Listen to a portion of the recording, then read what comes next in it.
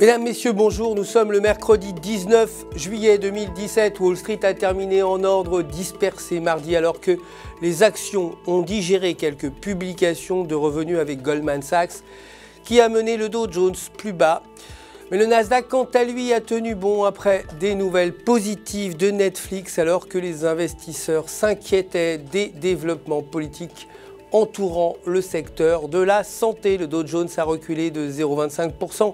Le S&P 500 a gagné 0,06%. Le Nasdaq a quant à lui progressé de 0,47%.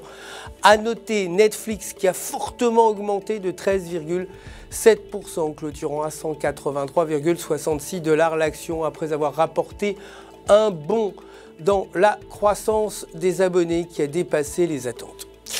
Le dollar américain, pour sa part, a baissé par rapport aux devises principales mardi au milieu de l'incertitude croissante des investisseurs sur la capacité du président Donald Trump de s'acquitter de son agenda économique après qu'un projet de loi sur la santé visant à remplacer l'Obamacare n'a pas recueilli suffisamment de votes.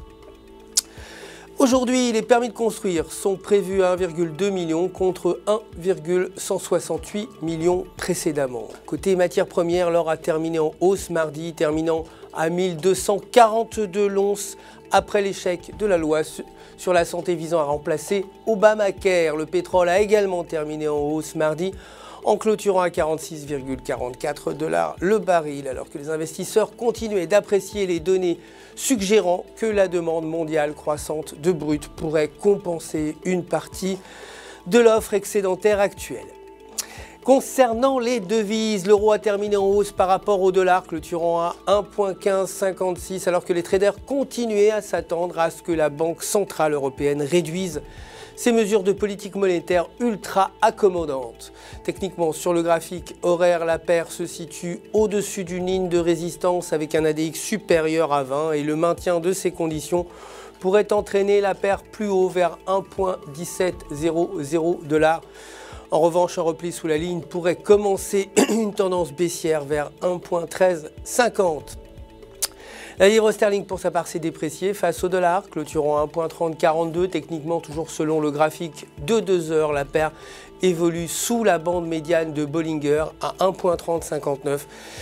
Avec un RSI sous 50, traverser la bande médiane pourrait mener la paire vers plus haut, vers 1,3220, alors qu'un repli sous la bande inférieure pourrait commencer un retracement pour revenir vers 1,2800.